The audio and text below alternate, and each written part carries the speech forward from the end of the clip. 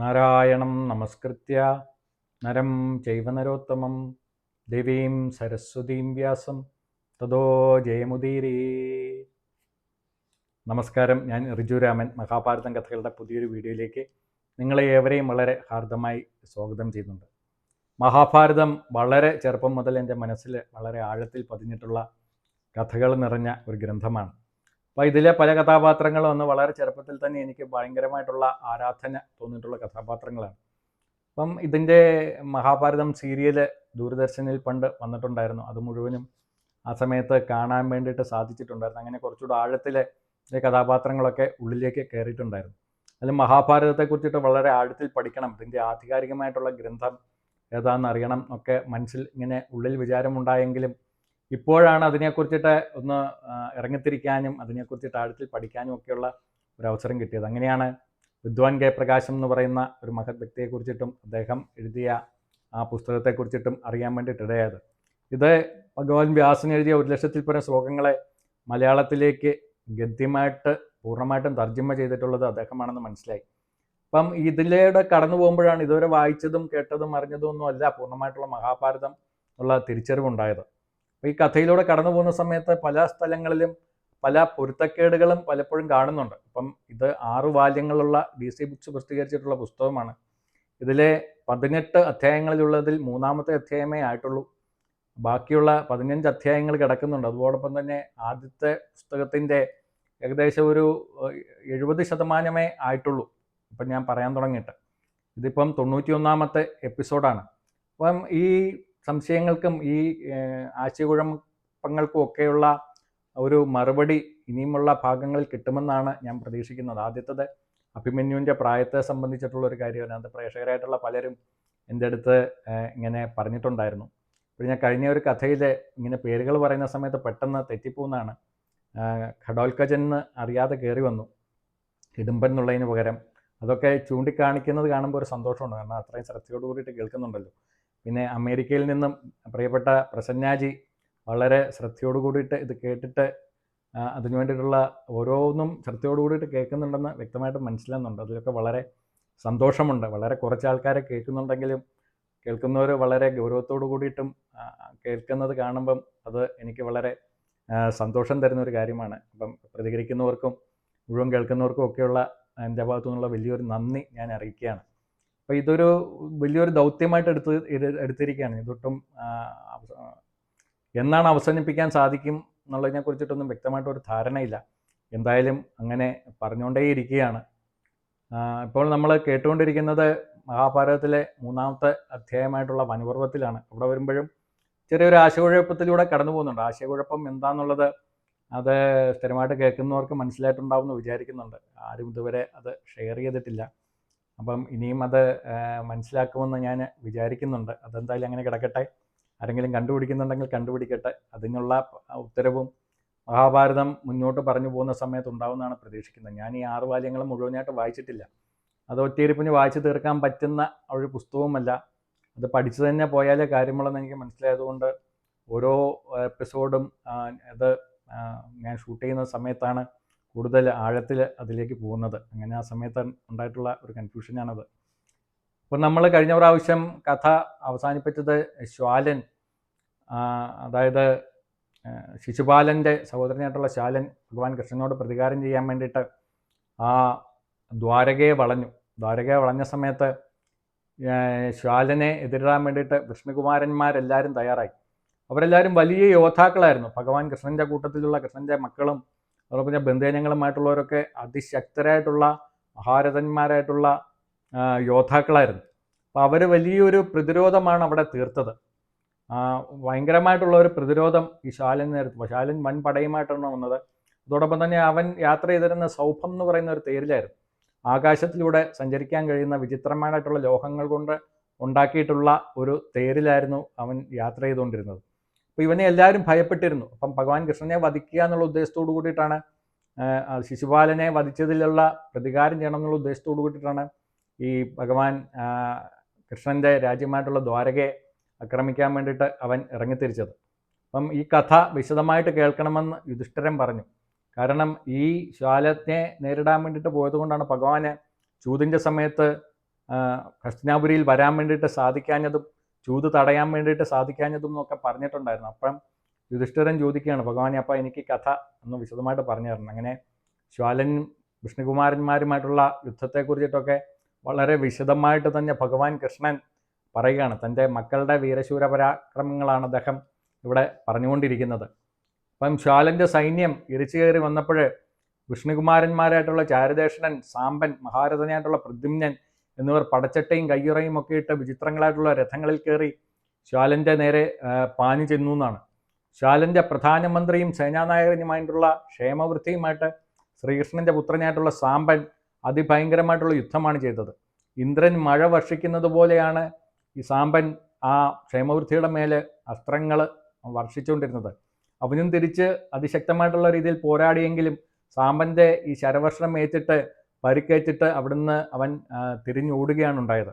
ക്ഷേമവൃത്തി പരിക്കേറ്റ് പിന്തിരിഞ്ഞോടിയപ്പോൾ വേഗവാൻ എന്ന് പറയുന്ന വേറൊരു ശക്തനായിട്ടുള്ള ഒരു ദാനവനായിട്ടുള്ള ഒരു യോദ്ധാവ് അവൻ സാമ്പനുമായിട്ട് യുദ്ധത്തിനായിട്ട് വന്നു. അവർ തമ്മിൽ അസ്ത്രങ്ങൾ കൊണ്ട് അതിഭയങ്കരമായിട്ടുള്ള യുദ്ധം നടന്നു. അവസാനം സാമ്പൻ തൻ്റെ കയ്യിലുണ്ടായിരുന്ന അതിശക്തമായിട്ടുള്ള ഒരു അതിഭാരമേറിയിട്ടുള്ള ഗദ വട്ടം ചുഴറ്റി ശക്തിയായിട്ട് ഇവൻ്റെ നേരെ എറിഞ്ഞു. ആ ഗദ ചെന്ന് പതിച്ച് ഇവൻ്റെ ദേഹത്തിൽ നിന്ന് പതിച്ചിട്ട് അത് തടയാൻ വേണ്ടിയിട്ട് അവന് സാധിച്ചില്ല. അവൻ അവിടെ ചത്തുവീണു വേഗവാൻ. അതിനുശേഷം ചാരുദേഷണൻ എന്ന് പറയുന്ന വിഷ്ണുവീരൻ വിവസ്വൻ എന്ന് പറയുന്ന അസുരയോദ്ധാവുമായിട്ട് ഏറ്റുമുട്ടി. അവർ തമ്മിൽ അസ്ത്രങ്ങൾ ഉപയോഗിച്ചിട്ട് അതിഘോരമായിട്ടുള്ള യുദ്ധമാണ് നടന്നത്. പരസ്പരം അങ്ങോട്ടും ഇങ്ങോട്ടും മുറിവേൽപ്പിച്ചുകൊണ്ടൊക്കെ ഇരുന്നു. സിംഹങ്ങളെ പോലെ അലറിക്കൊണ്ടാണ് അവർ യുദ്ധം ചെയ്തതെന്നാണ് പറയുന്നത്. അപ്പം ആ സൂര്യനെ പോലെ അവസാനം തീക്ഷ്ണമായിട്ടുള്ള ഒരു അസ്ത്രം മന്ത്രം ജപിച്ചെഴുതിച്ച് ഈ ചാരുദേഷണൻ അവസാനം ഈ വിവസ്വൻ എന്ന് പറയുന്ന അസുരയോദ്ധാവിനെ കൊന്നു. ഈ കാഴ്ചകൾ കണ്ടിട്ട് സൗഭം എന്ന് പറയുന്ന തേരിലേറിയിട്ട് ശ്വാലൻ, സൗഭൻ എന്നുള്ള പേരും കൂടി അവനുണ്ടായിരുന്നു. അപ്പം ഈ ഒരു ഭാഗത്തിൻ്റെ സൗഭ വധോപാഖ്യാനം എന്നും പറഞ്ഞുകൊണ്ടുള്ള ഒരു പേരും കൂടി കൊടുക്കുന്നുണ്ട് ആ ഉപാധ്യായത്തിൻ്റെ അകത്ത് ചെറിയൊരു ഭാഗം. അപ്പം അതിൻ്റെ അകത്ത് മുഴുവൻ ഇത് തന്നെയാണ് പറഞ്ഞുകൊണ്ടിരിക്കുന്നത്. അപ്പോൾ ഈ ശാലൻ്റെ വരവ് കണ്ടിട്ട്, ആകാശത്തോടുള്ള ശാലൻ്റെ ഈ വരവ് കണ്ടിട്ട് വൃഷ്ണി രാജസൈന്യം മുഴുവനും അവിടെ നിന്ന് പേടിച്ച് ഓടാൻ വേണ്ടിയിട്ട് തുടങ്ങി. ആ സമയത്ത് പ്രദ്യുമ്നൻ സിംഹത്തെ പോലെ അവിടെ ഗർജിച്ചുകൊണ്ട് അവരോട് പറഞ്ഞു, നിങ്ങളെല്ലാവരും നിൽക്കൂ, സൗഭവാഹനത്തെ ഞാൻ ഓടിക്കുന്നത് നിങ്ങൾ കണ്ടുകൊള്ളൂ, നിങ്ങൾ ഭയപ്പെടേണ്ട, സൗഭരാജാവിൻ്റെ സൈന്യത്തെ ഞാൻ കൊന്നു തള്ളുന്നത് നിങ്ങളെല്ലാവരും ഇവിടെ നിന്ന് കാണൂ, ശ്വാലിൻ്റെ കഥ ഞാനിപ്പോൾ കഴിക്കും എന്ന് പറഞ്ഞുകൊണ്ട് അവർക്കെല്ലാവർക്കും ധൈര്യം കൊടുത്തു. അപ്പം കൃഷ്ണഭഗവാൻ കഥ തുടരുകയാണ്. പ്രകാരം പ്രദ്യുമ്നൻ ധീരമായി പറഞ്ഞപ്പോൾ സൈന്യം ഉറച്ചു നിന്ന് യുദ്ധം ചെയ്യാൻ വേണ്ടിയിട്ട് തുടങ്ങി. വാസുദേവൻ തുടരുകയാണ്. രുക്മിണീപുത്രനായിട്ടുള്ള പ്രദ്യുമ്നൻ പടച്ചട്ടയും ഉടുമ്പിൻ തോലിൻ്റെ കയ്യുറയും ഇട്ടുകൊണ്ട് ആകാശത്തിൽ പറക്കുന്നത് പോലെയുള്ള വേഗത്തിൽ കുതിരകളെ പായിച്ച് ശത്രുസൈന്യത്തിൽ കടന്നു കയറി. ഇടിമിന്നൽ വേഗത്തിൽ രണ്ട് കൈകളിലും മാറി മാറി വില്ല് പിടിച്ചുകൊണ്ടാണ് അദ്ദേഹം ശത്രുക്കളെ കൊന്നൊടുക്കിക്കൊണ്ടിരുന്നത്, ദാനവ സൈന്യത്തെ. അപ്പം ഇദ്ദേഹം അസ്ത്രമെടുക്കുന്നതും തൊടുക്കുന്നതും ശത്രുക്കൾ മരിച്ചു വീഴുന്നതും തമ്മിൽ ഇടയ്ക്ക് ഒരു വ്യത്യാസവും കാണാൻ വേണ്ടിയിട്ട് പറ്റിയില്ല. രണ്ട് കൈകളിലും മാറി മാറി വില്ലുകൾ പിടിച്ചുകൊണ്ട് വളരെ അത്ഭുതകരമായിട്ടുള്ള രീതിയിലാണ് അദ്ദേഹം യുദ്ധം നയിച്ചുകൊണ്ടിരുന്നത്. അപ്പോൾ പ്രദ്യുമ്നൻ്റെ മുഖത്ത് ആ സമയത്ത് ഒരു ഭാവഭേദവും ഉണ്ടായില്ല, ശരീരത്തിൽ ഒരു വിറയിലും കണ്ടില്ല. സിംഹത്തെ പോലെ അലറുന്ന അവൻ്റെ ശബ്ദം കേട്ട് ശത്രുക്കൾ ഭയന്ന് വിറച്ചു. മിത്രങ്ങൾ രോമാഞ്ചം കൊണ്ട് പ്രദ്യുമ്നൻ്റെ തേരിൻ്റെ ധ്വജത്തിലുള്ള മത്സ്യം അത് തിമിംഗലത്തെ പോലെ പൊളിച്ച് അവിടെ ശോഭിച്ചു എന്നാണ്. പ്രദ്യുമ്നൻ പിന്നെ ശ്വാലനുമായിട്ട് യുദ്ധം ചെയ്യാൻ വേണ്ടിയിട്ട് ആരംഭിച്ചു. അവർ രോഷത്തോടുകൂടി, ആ സമയത്ത് ശ്വാലൻ രോഷത്തോടുകൂടി തേരിൽ നിന്നും ഇറങ്ങി നിലത്ത് നിന്നുകൊണ്ട് പ്രദ്യുമ്നന് വരെ യുദ്ധം തുടങ്ങി. അവർ തമ്മിലുള്ള യുദ്ധം കണ്ടിട്ട് ജനങ്ങളെല്ലാം അത്ഭുതത്തോടു കൂടിയിട്ട് നോക്കി നിന്നു. പണ്ട് മഹാബലിയും ഇന്ദ്രനും തമ്മിൽ എങ്ങനെയാണ് യുദ്ധം നടന്നത്, അതേപോലെയാണ് ഈ യുദ്ധവും നടന്നതെന്നാണ്. അപ്പം ശ്വാലിൻ്റെ തേരായിട്ടുള്ള സൗഭം അത് സ്വർണം കൊണ്ട് മൂടി പിടിപ്പിച്ചതായിരുന്നു. അവൻ പെട്ടെന്ന് ആ തേരിലേക്ക് ചാടിക്കയറി അവിടെ നിന്നുകൊണ്ട് പ്രദ്യുമ്നൻ നേരെ അതിശക്തമായിട്ടുള്ള ശരവർഷം നടത്താൻ വേണ്ടിയിട്ട് തുടങ്ങി. ആ ശരങ്ങളെ എല്ലാവരെയും പ്രദ്യുമ്നൻ അസ്ത്രങ്ങൾ കൊണ്ട് തന്നെ വായുവിൽ വെച്ച് തന്നെ മുറിച്ച് തള്ളാൻ വേണ്ടിയിട്ട് തുടങ്ങി. അതിനുശേഷം ചില അസ്ത്രങ്ങളൊക്കെ ഈ പ്രദ്യുമ്നൻ്റെ ദേഹത്ത് വന്ന് പ്രദ്യുമ്നന് പരിക്കേറ്റപ്പോൾ അതിയായിട്ടുള്ള കോപത്തോട് കൂടിയിട്ട് അതിശക്തമായിട്ടുള്ള അസ്ത്രങ്ങൾ ശ്വാൽ നേരെ എഴുതി ശ്വാലിൻ്റെ പടച്ചട്ടയൊക്കെ തകർത്ത് ചില അസ്ത്രങ്ങൾ അവൻ്റെ നെഞ്ചിലേക്ക് തറച്ചു കയറി. അവനങ്ങനെ ശ്വാലൻ ആ തേരിൽ തന്നെ മോഹാലിസപ്പെട്ട് വീണു. ഇത് കണ്ട് ശ്വാലൻ്റെ സൈന്യത്തിലുള്ള ദാനവന്മാരെല്ലാവരും കൂടി ഭൂമി പിളർന്നിട്ട് അതിലൂടെ പാതാളത്തിലേക്ക് ഓടി രക്ഷപ്പെട്ടു. നിരാശയോടെ ശ്വാലിൻ്റെ സൈന്യം പിന്തിരിഞ്ഞോടി. പിന്നെ മോഹാലിസത്തിൽ നിന്നും ഉയർന്ന ശ്വാലൻ പ്രദ്യുമ്നന് നേർക്ക് ശക്തിയായിട്ടുള്ള അസ്ത്രങ്ങൾ ചെയ്യാൻ വേണ്ടിയിട്ട് തുടങ്ങി. ഈ പരിക്കേറ്റിട്ടും പ്രദ്യുമ്നൻ പോരിൽ തന്നെ ഉറച്ചു നിന്നു. അവൻ വീണ്ടും ശ്വാലന്റെ ബാണമേറ്റ് അമ്പെയ്ത് തളർത്തി തേർത്തട്ടിൽ ഇരുത്തി ശ്വാലനെ. അങ്ങനെ ശ്വാലൻ പെട്ടെന്ന് തന്നെ എഴുന്നേറ്റ് രുക്മിണീപുത്രനായിട്ടുള്ള പ്രദ്യുമ്നന് നേരെ ശക്തിയായിട്ടുള്ള ആക്രമണമാണ് നടത്തിയത്. ഈ ലോകം മുഴുവനും വിറയ്ക്കുമാർ അലറിക്കൊണ്ട് ശക്തമായിട്ടുള്ള അസ്ത്രങ്ങൾ അവൻ ഈ പ്രദ്യുമ്നൻ നേർക്കെഴുതി. അസ്ത്രങ്ങളൊക്കെ പ്രദ്യുമ്നൻ ദേഹത്ത് തറച്ചു കയറി അവൻ അവിടെ തേർത്തട്ടിൽ ബോധം കെട്ട് വീണു, അല്ലെങ്കിൽ മോഹാലസ്യപ്പെട്ട് വീണു. മോഹാലസ്യപ്പെട്ട് വീണ സമയത്ത് വിഷ്ണു സൈന്യമെല്ലാം അതിഭയങ്കരമായിട്ട് വിലപിക്കാൻ വേണ്ടിയിട്ട് തുടങ്ങി. ആ സമയത്ത് ഈ പ്രദ്യുമ്നൻ്റെ സൂതൻ, അതായത് സാരഥിയായിട്ടുള്ള ആള് ഭഗവാൻ കൃഷ്ണന്റെ സാരഥിയായിട്ടുള്ള ദാരികന്റെ പുത്രനായിരുന്നു. അവൻ പെട്ടെന്ന് രഥം ഓടിച്ചിട്ട് ആ പടക്കളത്തിൽ നിന്നും ദൂരേക്ക് കൊണ്ടുപോയി. ആ മോഹാലസ്യത്തിൽ നിന്നും ഉണർന്നു കഴിഞ്ഞപ്പോൾ പ്രദ്യുമ്നൻ കണ്ടത് താൻ പടക്കളത്തിൽ നിന്നും വളരെ ദൂരെ നിൽക്കുന്നതാണ്. ഇത് കണ്ടപ്പോൾ പ്രദ്യുമ്നന് അതിഭയങ്കരമായിട്ടുള്ള കോപമാണ് സൂതനോട് വന്നത്. എന്നിട്ട് അവൻ പറഞ്ഞു, നീ എന്താണ് ഈ കാണിക്കുന്നത്? പിന്തിരിഞ്ഞ് ഓടുകയാണ്. ഈ പ്രവൃത്തി വിഷ്ണുവീരന്മാർക്ക് ചേർന്നതാണോ? ശ്വാലനെ കണ്ടിട്ട് നീ എന്താ ഭയപ്പെട്ടു പോയെന്ന് ചോദിച്ചു. അപ്പോൾ സൂതൻ പറഞ്ഞു, മാധവപുത്ര, എനിക്ക് ഭയമില്ല എന്നാണ് ഞാൻ വിചാരിക്കുന്നത്. ശ്വാലനെ ഭഗവാന് കീഴടക്കാൻ സാധിക്കുന്നില്ല എന്നാണ്. അവൻ അങ്ങേക്കാൾ മഹാശക്തനാണെന്നാണ് ഞാൻ ആ സമയത്ത് വിചാരിച്ചതെന്ന് പറഞ്ഞു. അപ്പം വാസുദേവൻ ആണ് കഥ പറഞ്ഞുകൊണ്ടിരിക്കുന്നത്. അദ്ദേഹം പറഞ്ഞു, ഇപ്രകാരം സൂതൻ പറഞ്ഞപ്പോൾ പ്രദ്യുമ്നൻ തേര് വേണ്ടിയിട്ട് ആജ്ഞാപിച്ചു. പ്രദ്യുമ്നൻ പറഞ്ഞു, ഇനി മേലാൻ ഇത്തരം വിഡ്ഢിത്തം കാണിക്കരുത്. എനിക്ക് ജീവനുള്ളപ്പോൾ പിന്മാറാം എന്ന കാര്യം ഒരിക്കലും ചെയ്യരുത്. പോരിൽ പിൻവാങ്ങുന്നവൻ അവൻ വൃഷ്ണിവംശജനല്ല. ആ ധീരന്മാരാരും അവര് പോരിൽ നിന്ന് ഒരിക്കലും പിന്മാറുന്ന ആളുകളല്ല. നീ സൂതകുലത്തിൽ ജനിച്ചവനല്ലേ? സൂതകർമ്മം എന്താന്ന് നിനക്കറിയില്ലേ? വിഷ്ണുവീരന്മാർക്ക് ചേർന്ന ധർമ്മം അറിഞ്ഞിട്ടല്ലേ സൂത നീ എൻ്റെ കൂട്ടത്തില് ഈ രഥം ഓടിക്കാൻ വേണ്ടിയിട്ട് കയറിയത്? യുദ്ധരംഗത്തിൽ നിന്ന് പിന്മാറരുത്. പിൻവാങ്ങുമ്പോൾ പിന്നിൽ നിന്നും അസ്ത്രം എത്തി കഴിഞ്ഞാൽ എൻ്റെ അച്ഛൻ എന്നെക്കുറിച്ച് ഒരു യോദ്ധാവിൻ്റെ ഏറ്റവും വലിയൊരു പരാജയമാണ് പുറകിൽ നിന്നും അസ്ത്രം ഏൽക്കുക എന്ന് പറയുന്നത്. അങ്ങനെയാണെങ്കിൽ എൻ്റെ അച്ഛനായിട്ടുള്ള മാധവനോട് ഞാൻ എന്തു പറയും? മറ്റുള്ള വിഷ്ണുവീരന്മാരായിട്ടുള്ള സാത്യകി, സാമ്പൻ, ഗതൻ, ചാരുദേശണൻ, അക്രൂരൻ ഇവരെല്ലാം എന്തു പറയും? സ്ത്രീകളെല്ലാവരും എന്നെ പരിഹസിക്കില്ലേ? അവരെന്നെ പോരിൽ നിന്നും പേടിച്ചോടിയ ഭീരു എന്ന് പറഞ്ഞ് കളിയാക്കില്ലേ?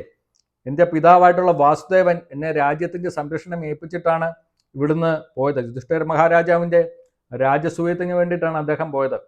അദ്ദേഹത്തിന് എൻ്റെ ഈ പേടിച്ചോട്ടം സഹിക്കാൻ വേണ്ടിയിട്ട് പറ്റുമോ? കൃതകർമാവ് ശ്വാലനെ നേരിടാൻ വേണ്ടിയിട്ട് ഇറങ്ങിയ സ്ഥിതിക്ക് അദ്ദേഹത്തിനെ തടഞ്ഞിട്ട് ആ സ്ഥാനം ഏറ്റെടുത്തിട്ടാണ് ഞാൻ ശ്വാലനെ നേരിടാൻ വേണ്ടിയിട്ട് പോയത്. അപ്പോൾ എന്നെ വിശ്വസിച്ചിട്ടാണ് കൃതകർമാവ് പിന്മാറിയത്. അങ്ങനെ പിന്നോടിയതിന് ശേഷം ഇവരോടൊക്കെ ഞാൻ എന്ത് പറയും സൂത? നീ എന്തൊരു മണ്ടത്തരമാണ് ഈ കാണിച്ചത്. പിന്നിരിഞ്ഞോടുമ്പോൾ പിന്നിൽ നിന്ന് അസ്ത്രമേറ്റാൽ പിന്നെ ഞാൻ ജീവിച്ചിരിക്കുമെന്ന് നീ വിചാരിക്കുന്നുണ്ടോ? ആരുടെയും വാക്കും പരിഹാസവും എന്നെപ്പോലുള്ളവർക്കും ഒരിക്കലും സഹിക്കാൻ വേണ്ടിയിട്ട് പറ്റില്ല. ദാരികപുത്ര, തേര് വീണ്ടും നീ യുദ്ധരംഗത്തേക്ക് തന്നെ ഓടിക്കുക. എന്താപത്ത് പറ്റിയാലും ഈ നാണം കെട്ട പണിക്ക് ഇനി നീ നിൽക്കരുത്. എൻ്റെ ജീവനെ കരുതി എനിക്ക് ഒട്ടും തന്നെ പേടിയില്ല എന്ന് പറഞ്ഞു. അപ്പോൾ വാസുദേവൻ കഥ തുടരുകയാണ്. തൻ്റെ മക്കളെക്കുറിച്ചിട്ടുള്ള കഥയാണ് അദ്ദേഹം പറഞ്ഞുകൊണ്ടിരിക്കുന്നത്. പ്രകാരം പ്രദ്യുമ്നൻ പറഞ്ഞപ്പോൾ സൂതപുത്രൻ മെല്ലെ ഭംഗിയായിട്ട് മറുപടി പറഞ്ഞു, രുക്മിണീപുത്ര, എനിക്ക് ഭയവും പരിഭ്രാന്തിയും ഇക്കാര്യത്തിലില്ല. പോരിലെ വേണ്ട പോലെ തേര് തെളിക്കാൻ എനിക്കറിയാം. യുദ്ധത്തിൽ വിഷ്ണുവീരന്മാർ ശക്തനാണെന്നും എനിക്കറിയാം. സ്വാമി, അങ്ങ് സൂതന്മാർക്ക് അവരുടെ കൂട്ടത്തിലുള്ള യോദ്ധാക്കളുടെ ജീവൻ രക്ഷിക്കുക എന്ന് പറയുന്നത് വളരെ പ്രധാനപ്പെട്ട കാര്യമാണ്. അങ്ങ് ഈ തേരിൽ ബോധം കെട്ട് വീണതുകൊണ്ടാണ് ഞാൻ അങ്ങയെ ദൂരേക്ക് കൊണ്ടുപോയത്. ഇനിയും ഒരു സൂതന് യുദ്ധത്തിൽ എന്താണ് ചെയ്യാൻ പറ്റുന്നതെന്ന് ഞാൻ കാണിച്ചു തരാം എന്ന് പറഞ്ഞുകൊണ്ട് ഈ സൂതൻ അതിവേഗത്തിൽ തൻ്റെ കയ്യിലിരിക്കുന്ന ആ ഞാണുപയോഗിച്ചിട്ട് കുതിരകളെ അതിവേഗത്തിൽ പായിക്കാൻ വേണ്ടിയിട്ട് തുടങ്ങി. ആ കുതിരകൾ തീയിൽ ചവിട്ടുന്നത് പോലെ തറയിൽ സ്പർശിക്കുന്നുണ്ടോയെന്ന് തോന്നി. ആ തേര് വായുവിലൂടെ പറക്കുന്നത് പോലെയാണ് പോയത്. അത്രയും വേഗത്തിൽ അവൻ ശാലസൈന്യത്തിൻ്റെ ഉള്ളിലേക്ക് പാഞ്ഞു കയറി. അങ്ങനെ ശാലസൈന്യമെല്ലാം ചിന്നിച്ചിതറിപ്പോയി. ഇത് കണ്ടിട്ടുള്ള ശാലന് അതിഭയങ്കരമായിട്ടുള്ള കോപം വന്നു. തൻ്റെ ആ പടയുടെ ഉള്ളിലേക്ക് ഒരു രഥം കയറുന്നത് കണ്ടിട്ടത്. അപ്പോൾ വാസുദേവൻ കഥ തുടരുകയാണ്. പ്രദ്യുമ്നൻ തൻ്റെ പടയ്ക്കുള്ളിൽ കയറുന്നത് കണ്ടിട്ട് ശ്വാലന് സഹിച്ചില്ല. മൂന്ന് മൂന്ന് കര മൂന്ന് അസ്ത്രങ്ങൾ കൊണ്ട് അവന് സൂതനെ തന്നെ മുറിവേൽപ്പിച്ചു. പക്ഷേ അവൻ അതൊന്നും ഒട്ടും തന്നെ വകവയ്ക്കാതെ വീണ്ടും വളരെ വേഗത്തോടു കൂടിയിട്ട്, മുറിവേറ്റിട്ടും വേഗത്തോടു കൂടിയിട്ട് ആ പടയുടെ ഉള്ളിലേക്ക് ആ തേരിനെ അതിവേഗത്തിൽ പായിച്ചു. അപ്പോൾ ശ്വാലൻ മായ പ്രയോഗിക്കാൻ വേണ്ടിയിട്ട് തുടങ്ങി. ശ്വാലൻ്റെ ശക്തിയേറിയിട്ടുള്ള ദാനവാസ്ത്രം ഉപയോഗിച്ച് പ്രദ്യുമ്നനെ വധിക്കുക എന്നുള്ള ഉദ്ദേശത്തോടു കൂടിയിട്ട് മന്ത്രം ചൊല്ലി ദാനവാസ്ത്രം ഉപയോഗിച്ചു. ഇതറിഞ്ഞിട്ടുള്ള പ്രദ്യുമ്നൻ പെട്ടെന്ന് തന്നെ ബ്രഹ്മാസ്ത്രം മന്ത്രം ചൊല്ലി പ്രയോഗിച്ചു. അങ്ങനെ ദാനവാസ്ത്രത്തെ തകർത്തിട്ട് ഈ ശ്വാലനെ മോഹാലിസപ്പെടുത്തി ഈ ബ്രഹ്മാസ്ത്രം ചെന്നിട്ട്.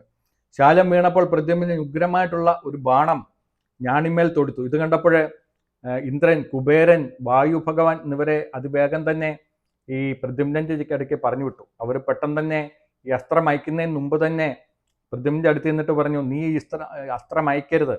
ഈ അസ്ത്രം കൊണ്ട് ശ്വാലൻ മരിക്കില്ല. ഈ ശ്വാലൻ ഈ അസ്ത്രത്തെ താങ്ങാൻ വേണ്ടിയിട്ടുള്ള ശക്തി ഈ ലോകത്തിനില്ല. അതുകൊണ്ട് നീ അസ്ത്രം പിൻവലിക്കണം. ഈ ശ്വാലൻ വധിക്കപ്പെടേണ്ടത് നിന്നാലല്ല. ഈ ശ്വാലനെ വധിക്കേണ്ടത് നിന്റെ പിതാവായിട്ടുള്ള മാധവനാണ്. അതുകൊണ്ട് പ്രദ്യുമ്ന, നീ കോപമടക്കി നിന്റെ ഈ അസ്ത്രത്തെ പിൻവലിക്കണം എന്ന് പറഞ്ഞു. ആ സമയത്ത് ഇവരുടെ വാക്കുകൾ കേട്ടിട്ട് പ്രദ്യുമ്നൻ ആ അസ്ത്രം എടുത്ത് അവനാഴിയിലേക്ക് വെച്ചു. മോഹാലിസപ്പെട്ട് വീണ ആ ശ്വാലന് ബോധം വന്നപ്പോൾ ബുദ്ധിക്ഷയം ഉണ്ടായി. അവൻ പെട്ടെന്ന് തന്നെ ആ രഥത്തിൽ കയറി പടയോടൊപ്പം അവിടെ നിന്നും ആകാശമാർഗേന അതിവേഗം പാഞ്ഞ് രക്ഷപ്പെട്ടു എന്നാണ്. അപ്പോൾ ഇന്നത്തെ അധ്യായം മുഴുവനും യുദ്ധരംഗങ്ങൾ പൂർണ്ണമായിട്ടും നിറഞ്ഞതാണ്. അപ്പം ബാക്കി എന്താണ് സംഭവിച്ചതെന്നുള്ളത് നമുക്ക് പുതിയൊരു വീഡിയോയിൽ കാണാം. അപ്പം ഇത് കൂടുതൽ ആൾക്കാരിലേക്ക് എത്തിക്കണം എന്നാണ് എനിക്ക് ഭയങ്കരമായിട്ടുള്ളൊരു ആഗ്രഹമുള്ളത്. സ്ഥിരമായിട്ട് കേൾക്കുന്നവർക്ക് മാത്രമേ എന്തെങ്കിലുമൊക്കെ ചെയ്തു തരാൻ വേണ്ടിയിട്ട് സാധിക്കുകയുള്ളൂ. അപ്പം നിങ്ങളെല്ലാവരും കൂടുതൽ ആൾക്കാരിലേക്ക് ഇത് എത്തിക്കാൻ വേണ്ടിയിട്ടുള്ള കാര്യങ്ങൾ ചെയ്തു തരണമെന്ന് ഒരിക്കൽ കൂടി അഭ്യർത്ഥിക്കുന്നു. അപ്പം അടുത്ത വീഡിയോയിൽ വീണ്ടും കാണാം. നമസ്കാരം.